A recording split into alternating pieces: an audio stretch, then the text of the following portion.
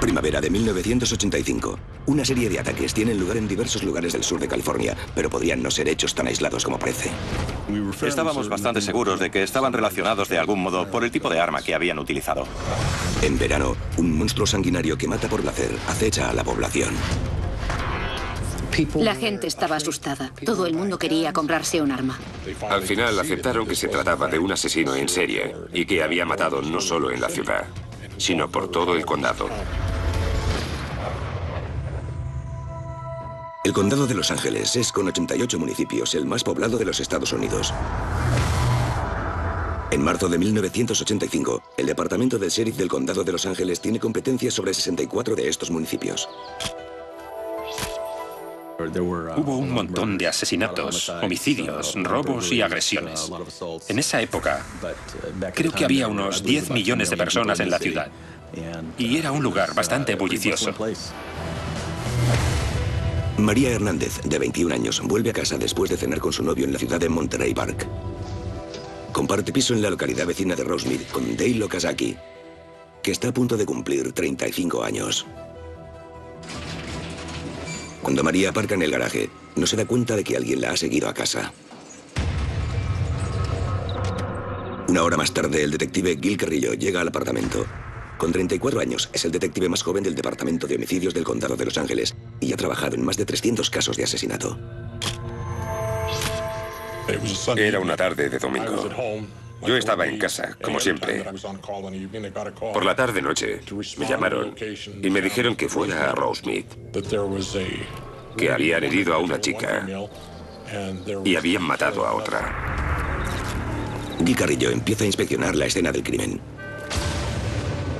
En el suelo del garaje encuentra una gorra de color azul oscuro y un juego de llaves ensangrentadas. El cuerpo de Dale Okazaki yace en la cocina. El agujero de bala que tiene en la frente indica que le dispararon con un arma de pequeño calibre, posiblemente del calibre 22. Las únicas huellas que encuentran en el piso y el garaje son las de los dos habitantes. María Hernández le explica a Carrillo que cuando abrió la puerta del piso, oyó un ruido tras de sí. Un tipo desconocido se coló en el garaje justo antes de que cerrara la puerta. Se fue acercando a ella, empuñando una pistola con las dos manos, con la mirada fija. Ella se tapó la cara con las manos y le dijo que por favor no disparara. El tipo disparó y ella cayó al suelo. Él entonces apartó el cuerpo de la chica y entró en el piso. Lo que pasó fue que la bala impactó en las llaves del coche, penetró en la mano y no salió afuera. La chica se levantó, pulsó el botón para abrir la puerta del garaje y salió corriendo para tratar de salvarse. Entonces oyó otro disparo. María corre hacia el exterior del piso y al ver que el hombre sale con la intención de dispararle de nuevo, se esconde detrás de un coche. Al final, levantó los brazos, lo miró fijamente a los ojos y le dijo: «Ya me has disparado una vez, por favor, no vuelvas a hacerlo». Entonces el tipo bajó la pistola y se marchó. María entró en el piso y descubrió a su compañera en la cocina, muerta a causa del disparo que había oído. María explica a Carrillo que el hombre es un completo desconocido, de 1,80 m, delgado, pelo negro y mirada aterradora. Un dibujante de la policía realiza un retrato robot basándose en su descripción. Se lo estaba enseñando a unos detectives y entonces vino alguien que también trabajaba en el departamento de huellas y me dijo que tenía un retrato muy similar, de un caso en el que habían intentado secuestrar a un niño. La autopsia confirma que la bala que mató a Dale Okazaki era del calibre 22.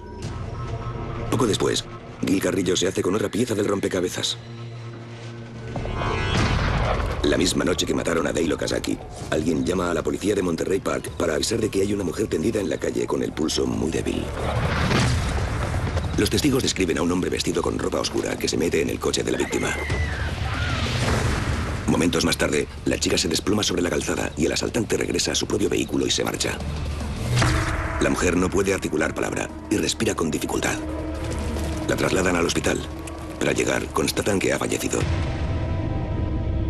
La identifican como Verónica Yu, de 30 años. La policía de Monterey Park confirma que a Verónica le han disparado con un arma del calibre 22 en el costado y en la espalda. El mismo calibre que en el caso anterior. La bala extraída del cuerpo de Dale Okazaki ha quedado demasiado maltrecha como para poder compararla con exactitud, pero Carrillo cree que ambos incidentes están relacionados. El oficial Frank Salerno opina lo mismo. En aquella época, el detective Frank Salerno llevaba unos 20 años en el departamento del sheriff de Los Ángeles. Era un detective de homicidios veterano y había trabajado en muchos casos famosos, como el del estrangulador de Hillside, un caso que aterrorizó a la población en los años 70. Hubo 2 asesinatos que ocurrieron en una misma noche y estábamos bastante seguros de que de un modo u otro estaban relacionados, a juzgar por las balas encontradas en los 2 casos. Los detectives necesitan más pruebas para conectar ambos casos. Desgraciadamente, estas pruebas se obtendrán a un alto precio. 27 de marzo de 1985. En la localidad de Whittier, al este de Los Ángeles, Bruno Polo, gerente de un restaurante, llega a casa de su buen amigo y jefe Vincent Zazzara y su esposa Maxine. En aquella época, mi padre era el propietario de 2 pizzerías con las que ocupaba su tiempo. Era contable y estaba ya casi retirado. Y también era un padre excelente. Mi madre venía de un entorno muy humilde. Y cuando vino a California, se casó con mi padre y se hizo contable y abogada. Bruno se percata de que la puerta de casa sigue entreabierta, tal y como la había dejado la noche anterior cuando había ido a llevar unos recibos del restaurante. Los recibos siguen en el buzón y nadie los ha abierto. En el interior encuentra a Vincent Zazzara muerto en el sofá y tiene sangre seca junto a la oreja. Lo que encuentra en el dormitorio es mucho peor. Cuando el hijo de Vincent, Peter, llega a la escena del crimen, los agentes ya la han acordonado. Sentí como si me hubieran arrancado el corazón. Fue un momento muy duro para mí. Yo quería entrar en la casa, pero no me dejaban. Estaba a punto de empujarles y abrirme paso hacia adentro, pero me dijeron que con eso lo único que conseguiría sería alterarme aún más. Lo que encontramos fue a un hombre adulto tendido en un sofá al que habían disparado con el cañón del arma en contacto con la cabeza, lo que le produjo una muerte instantánea. En el caso de la señora Zazzara, había signos de mutilación. También le habían disparado, pero además la habían mutilado. Tenía heridas de arma blanca en el torso y no sabíamos si se trataba de algún tipo de mensaje, de un intento por parte del asesino de grabar sus iniciales o qué. Nos mostraba una faceta del asesino que no habíamos visto antes. Los investigadores encuentran varias huellas de pisadas en el patio trasero.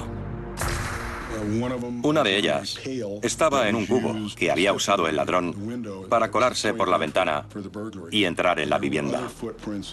Había dejado otras huellas en la tierra del parterre mientras merodeaba alrededor de la casa. Recogieron las huellas de pisadas que había en el cubo, igual que recogerían unas huellas dactilares. Echaron los polvos y estamparon la huella en una lámina de plástico que posteriormente colocaron sobre una tarjeta. La autopsia demuestra que Vincent Zazzara murió de un único disparo en la cabeza, mientras que a Maxine le dispararon 3 veces en la cabeza y el cuello.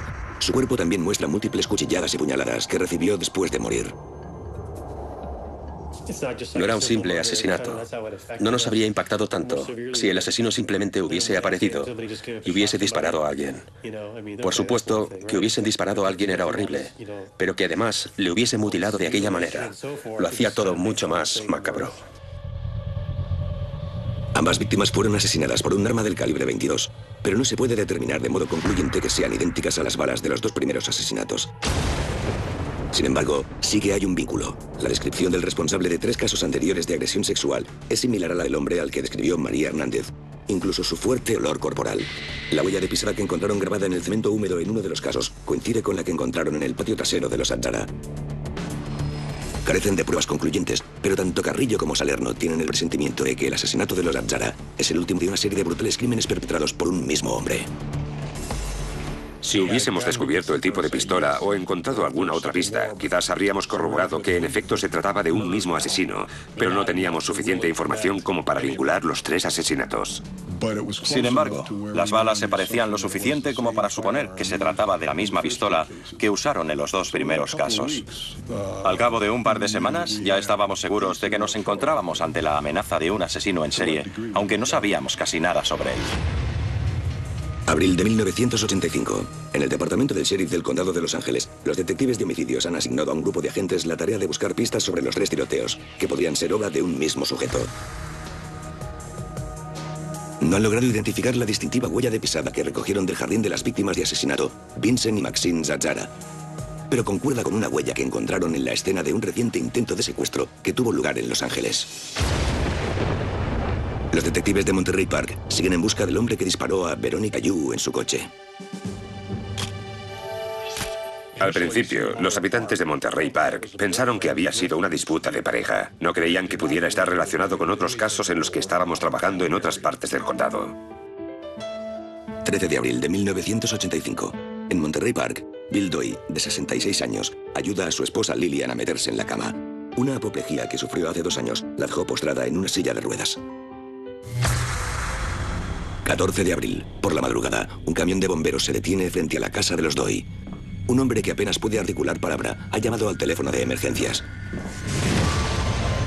Los bomberos encuentran a Lillian Doy con la cara hinchada y el pulgar de la mano izquierda esposado. Su marido, Bill, está inconsciente.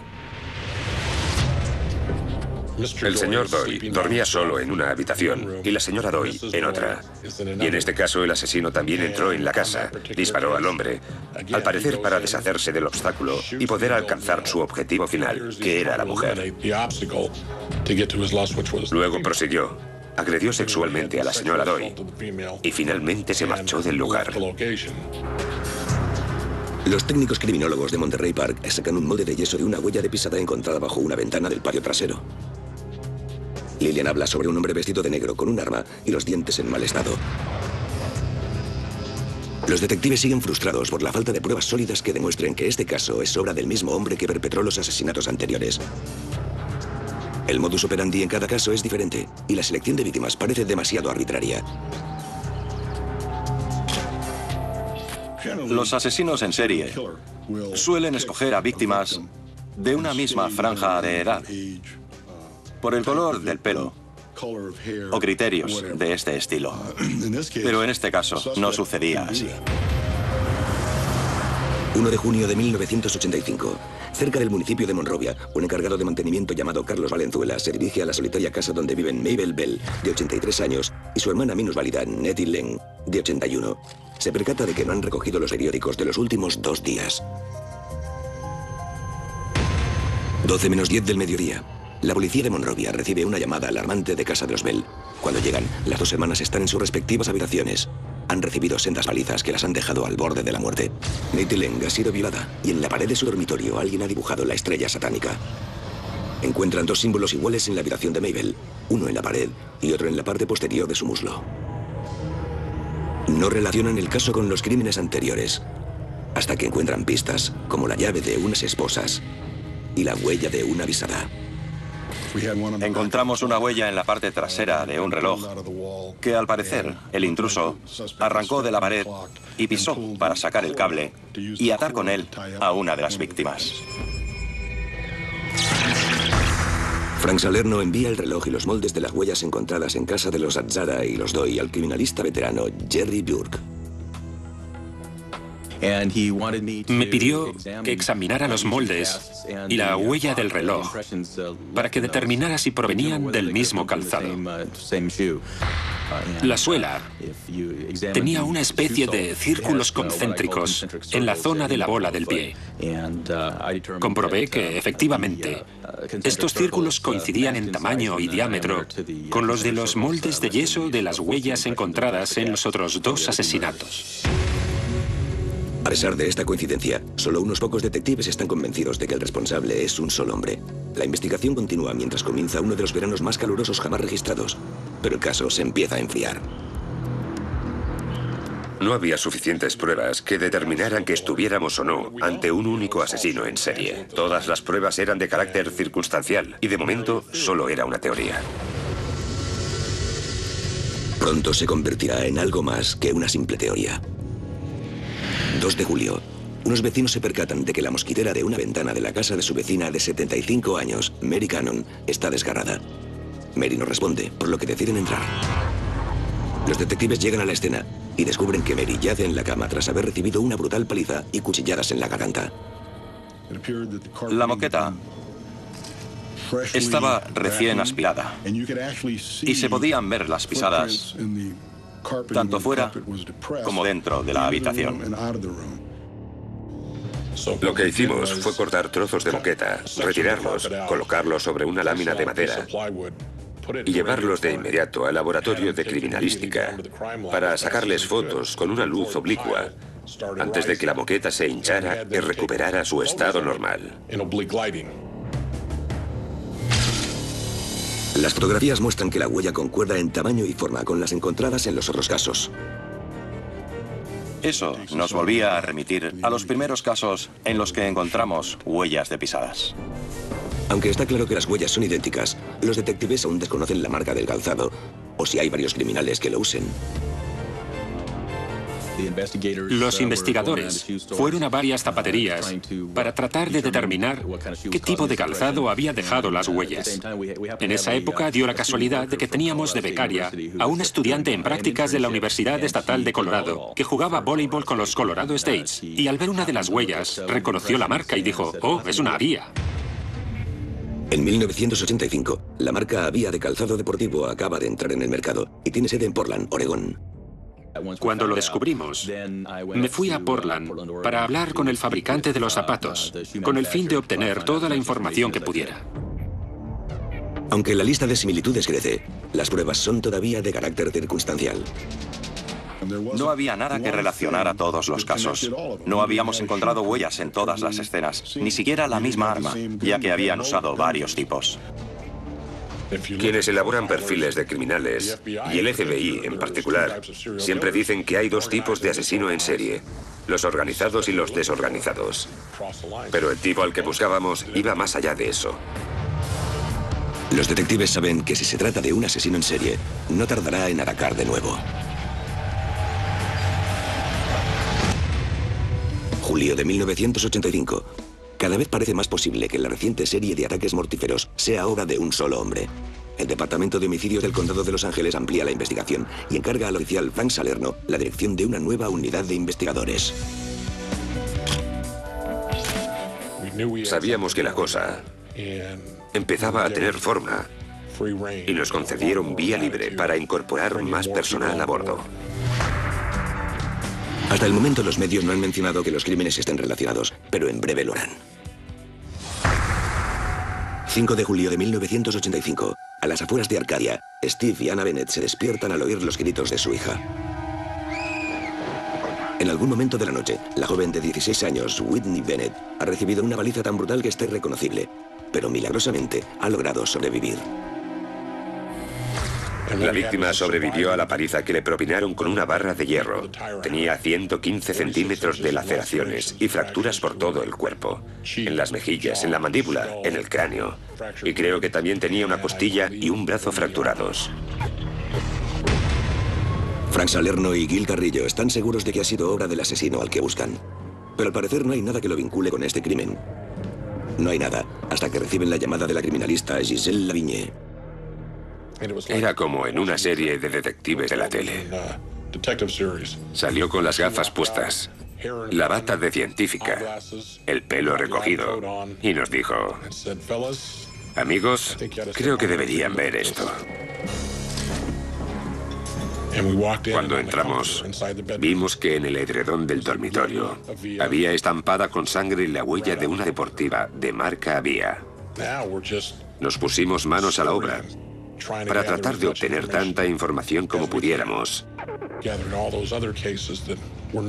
y relacionar todos los casos para seguir trabajando en ellos. La unidad de investigación se centra en los archivos y los informes criminales de otros condados. en crímenes similares que puedan haber pasado por alto y cuyas descripciones de los autores puedan coincidir. Un informe les llama la atención. Se trata del caso de Carol Kyle, en el que una enfermera fue violada en su casa de Burbank el 30 de mayo, la noche después de que atacaran a Mabel Bell y Nettie Lane. Vimos que habían apuntado cosas que el sujeto había dicho como "no me mires" o "he matado". Esto nos hacía relacionarlo de algún modo con los otros casos. Y de hecho, nos convenció bastante de que podría ser el hombre al que estábamos buscando. Carol Kyle describe a un agresor cruel y despiadado, hispano, de piel clara y ojos endemoniados que se viste de negro, lleva esposas y huele a cuero mojado. La policía realiza otro retrato para compararlo con la versión de María Hernández. Se trata del mismo hombre, un hombre que está a punto de volver a atacar. 7 de julio de 1985. Llaman al detective del condado de Los Ángeles, Gil Carrillo, para que vaya a una casa de Monterey Park. En el interior encuentra el cadáver de Joyce Nelson, una anciana de 61 años que acaba de recibir una brutal paliza, y la marca personal del asesino. Literalmente, le pisó la cabeza. Se podía ver la marca perfectamente en el costado. Pero lo más importante es que en el portal, justo delante, había la huella de unas deportivas marca Avia. Las huellas de las deportivas vinculan el asesinato de Nelson con los anteriores ataques, pero la duda sigue en pie. ¿Se trata de un solo individuo o quizás son dos hombres que llevan el mismo calzado? El criminalista Jerry Burke regresa de Portland con la respuesta. Según el fabricante, solo se han distribuido 1.354 zapatillas Avia Aerobic en los Estados Unidos. De esos, 6 pares terminaron en el estado de California, un par en la ciudad de Los Ángeles, por lo que sin duda es el que andábamos buscando, un calzado único. Esto demuestra lo que Gil Carrillo y Frank Salerno han estado defendiendo. Estaban siguiendo el rastro de un solo hombre. Finalmente, aceptaron que se trataba de un asesino en serie y que no solo había matado en la ciudad, sino que lo había hecho por todo el condado. Se envían fotografías del calzado de marca Avia y retratos robot del sujeto a las autoridades de todo el condado.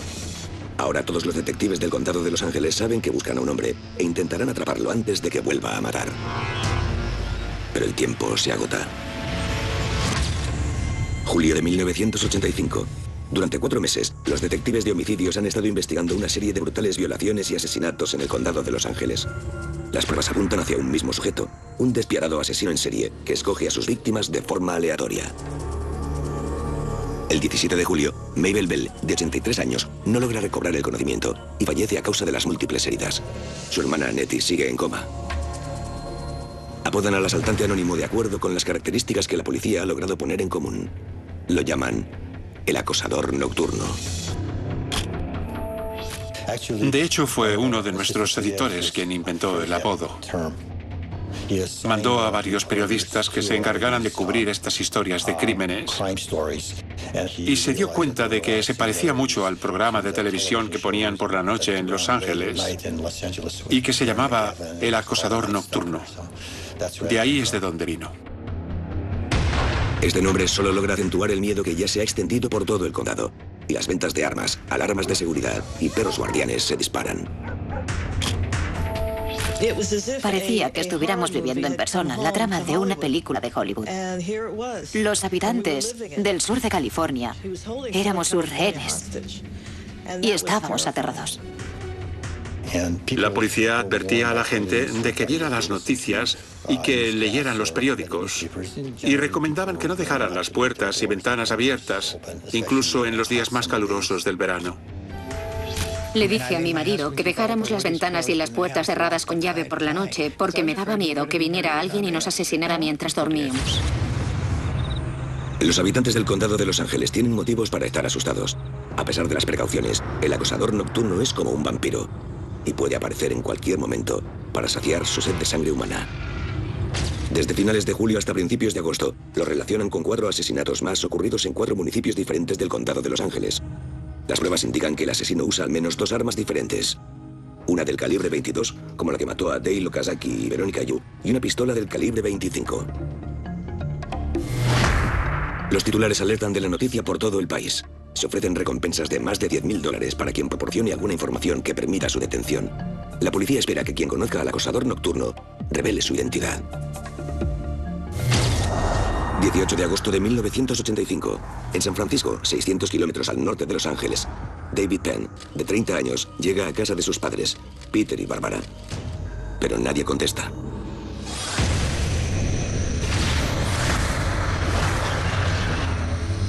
Cuando la noticia del asesinato llega a oídos de los detectives del condado de Los Ángeles, se ponen en contacto con sus homólogos de San Francisco.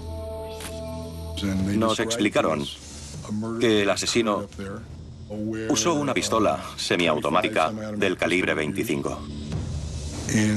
También dijeron que en la pared habían encontrado una estrella como la que habíamos visto antes, que al hombre lo mataron nada más entrar en la vivienda y que a la mujer la habían agredido físicamente. Ese mismo día, cogimos un avión a San Francisco y nos presentamos en la escena. Observamos el lugar, hablamos con los investigadores y llegamos a la conclusión de que sin duda su caso estaba relacionado con los nuestros. Con la noticia de su presencia en el norte de California, el acosador nocturno ahora acecha a todo el estado. Pero esa misma semana, el hallazgo de nuevas pruebas propiciará el primer gran punto de inflexión en la investigación del caso. La noche del 24 de agosto de 1985, en la ciudad de Mission Viejo, del condado de Orange, James Romero, de 13 años, repara su motocicleta en el garaje de sus padres. En un momento dado, se percata de que un Toyota naranja pasa por la calle con las luces apagadas. Más tarde, cuando el vehículo vuelve a pasar, el chico decide apuntar el número de la matrícula. Esa misma noche, el hombre al que llaman el acosador nocturno dispara al técnico informático de 29 años, Bill Kearns, y viola a su novia de 27, Carol Smith.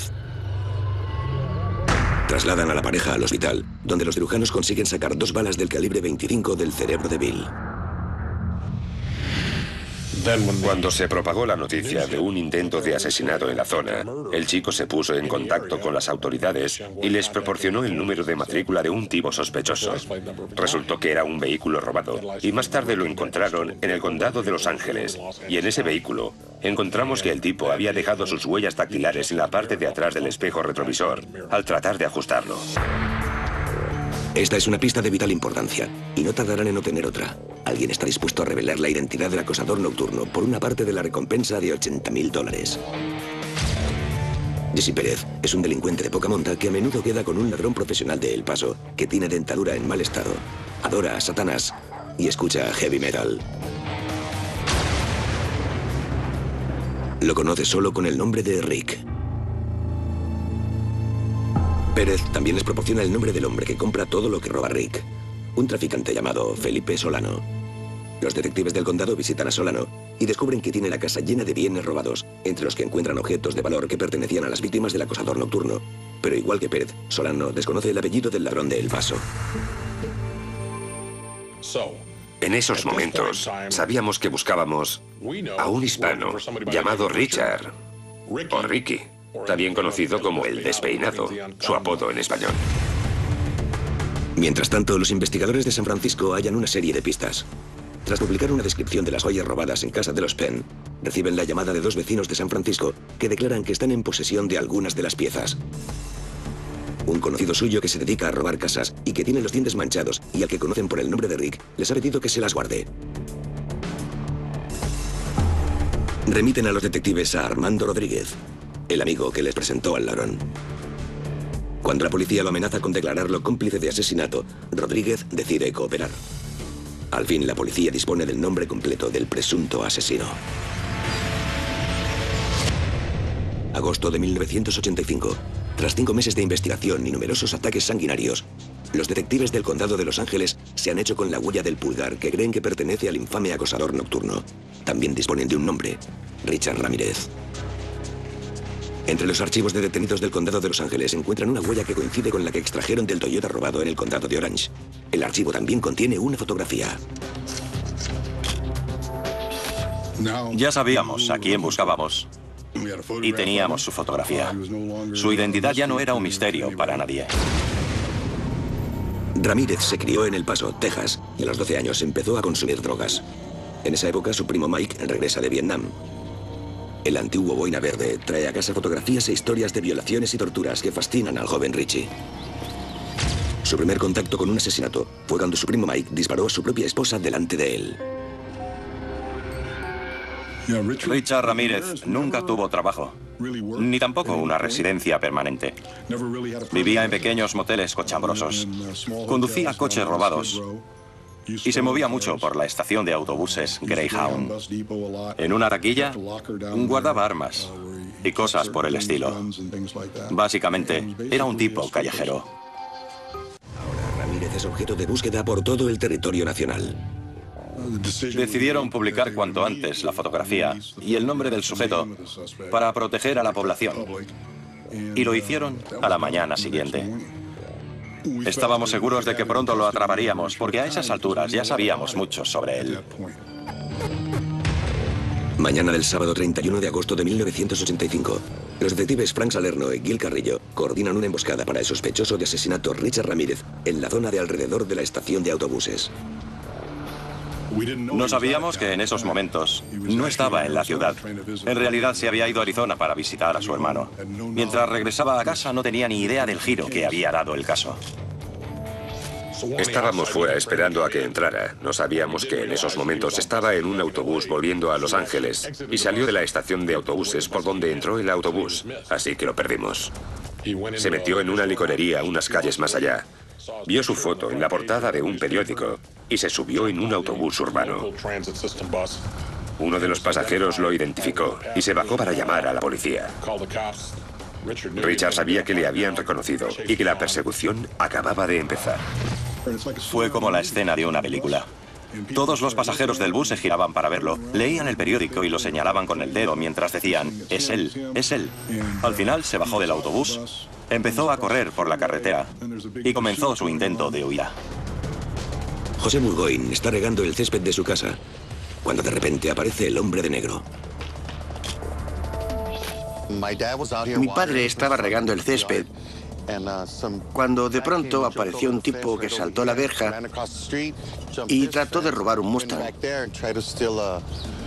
Como no lo consiguió, volvió a saltar la valla, cruzó la calle corriendo e intentó robar el coche de una chica. Mi padre lo persiguió hasta el otro lado de la calle y lo sacó del vehículo. El tipo trató de huir corriendo por la calzada, pero luego mi hermano y yo empezamos a correr tras él y lo atrapamos media manzana más allá. Y allí es donde lo inmovilizamos. Estaba sudando y respiraba muy fuerte, parecía muy cansado. Lo mantuvimos en el suelo hasta que llegó la policía. En ese momento no tenía ni idea de que se trataba del acosador nocturno Richard Ramírez. Parece justo que al acosador nocturno lo hayan atrapado las mismas personas a quienes aterrorizó, y una multitud de personas se congrega delante de la comisaría, a la que por fin llevan detenido a Ramírez. Creo que los habitantes de Los Ángeles se sintieron muy orgullosos de que lo atraparan. Habían sido ciudadanos de a pie quienes lo habían conseguido. La noticia llegó a oídos de los medios y empezaron a aparecer uno tras otro. Se congregaron periodistas de 40 canales de televisión y de radio. No solo venían de la ciudad, sino de lugares tan lejanos como Australia o Japón. En comisaría, los detectives Carrillo y Salerno se presentan al hombre al que han estado siguiendo durante 5 meses. Nos dijo que sabía quiénes éramos. Nunca antes un sospechoso me había dicho algo así, y menos uno al que hubiese estado buscando durante tanto tiempo. Sus palabras confirmaron el hecho de que había estado siguiendo el caso y leyendo los periódicos. Cuando la policía se dispone a trasladar a Ramírez a una cárcel del condado, fuera en la calle, ya son casi 1000 las personas congregadas. Jamás había visto algo así. Era casi como la escena de una película del oeste en la que una multitud enfurecida espera a que saquen al malo a la calle para lincharlo. Un grupo de agentes lo escoltaba por la entrada trasera del edificio y se dirigían andando hacia nosotros. Había tantos policías a su alrededor que ni siquiera podíamos verle la cara. Pero al final hubo unos 2 segundos en los que conseguí sacarle 3 o 4 fotos. Richard Ramírez tenía una mirada espeluznante. La forma en que esos ojos miraban a las personas era siniestra. Acusan a Ramírez de 68 delitos, entre los que constan 14 asesinatos. Tras la larga espera causada por la audiencia previa, aplazamientos y la selección del jurado, el juicio comienza el 30 de enero de 1989. El fiscal Phil Halpen presenta más de 500 pruebas circunstanciales que vinculan a Ramírez con los crímenes, como la descripción de su modus operandi, la posesión de objetos de las víctimas e informes de balística de 2 armas distintas. Al final pudimos recuperar una de las armas y vincularla a Ramírez gracias a varios testigos. Nunca llegamos a encontrar la otra arma, pero descubrimos unos casquillos de bala en una taquilla de la estación de autobuses donde guardaba sus cosas. Una de las pruebas más convincentes, y que aparecía en casi todos los casos, era la extraña huella de pisada. Eso vinculaba todos los casos, aunque fuera de forma circunstancial. Phil Halpen explicó de forma muy convincente que quien llevaba esos zapatos tenía que ser la persona a quien pertenecían las huellas dactilares, y esa persona era Richard Ramírez. En este caso todo era ir atando cabos. A medida que iban ocurriendo nuevos asesinatos, se repetían las mismas pistas, una y otra vez. También hay víctimas supervivientes que comparecen como testigos y explican con terribles detalles el calvario que vivieron. Fue el primer y probablemente el único juicio en el que vi a periodistas llorando en la sala, de lo sobrecogedoras que llegaban a ser las historias de las víctimas. Por eso decidí no presentarme en el juicio. Pensé que aquel tipo ya nos había causado suficiente sufrimiento tanto a mí como a mi familia, y que no hacía falta hurgar en la herida. Decidí que era mejor dejarlo en manos de Dios y que Él se encargara de juzgarlo. Durante el juicio, Richard Ramírez parece captar la atención del séquito de fans que han acudido para mostrarle su afecto y su apoyo.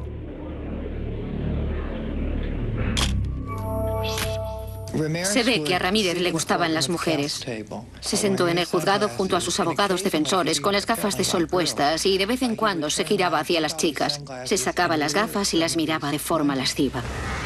Tenía la sonrisa más espeluznante que he visto en mi vida. Era la maldad personificada. He cubierto la noticia del caso de Charles Manson y de muchos otros casos de asesinato a lo largo de mi carrera. Pero ningún acusado fue ni de lejos tan aterrador como Richard Ramírez. 20 de septiembre de 1989, declaran a Richard Ramírez culpable de 13 cargos de asesinato, 5 intentos de asesinato, 11 agresiones sexuales y 14 robos. Lo condenan a morir en la cámara de gas de California. Jamás olvidaré las últimas palabras que pronunció al salir del juzgado. Me voy a Disneylandia. No creo que fuera consciente de la seriedad de lo que había hecho, ni de lo que se le venía encima.